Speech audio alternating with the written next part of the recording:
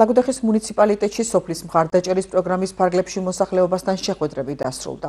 კრებებისა და კონსულტაციების შედეგად გამოიკოთა პრიორიტეტული მიმართულებები, როგორიცაა სასმელი წყლის რეაბილიტაცია, შიდა გზებისა და სანიაღური არხების მოწყობა, სკვერებისა და სპორტული მოედნების გაკეთება, გარეგანათების დამონტაჟება და სხვა.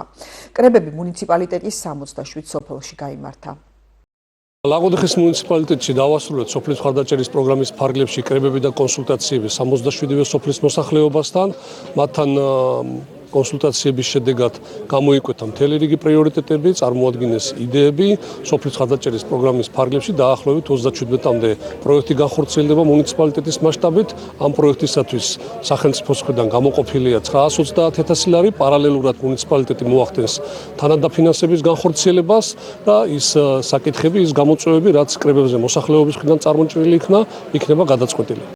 დღეს სოფელ ნენიგორის თემის ტერიტორიაზე ტარდება მოსახლეობის შეკრება, გამოყოფილია გარკვეული თანხა სოფლის კეთილმოწყობისათვის.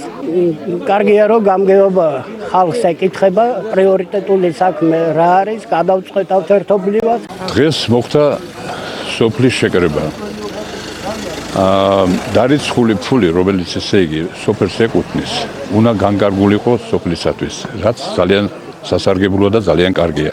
რა თქმა უნდა, ხალხის თანადგომით და ერთადგომით თვითონ მერის ჩვენ გვერდში დგას, ხალხის გვერდში დგას და ჩვენ მათ გვერდში ვდგავართ და აი ამით ძალიან მოსაწონია ეს ამბავი და მომწონდა თვითონ ხალხსაც მოწონს ეს ამბავი, იმიტომ რომ ერთად ხდება ყველაფერი.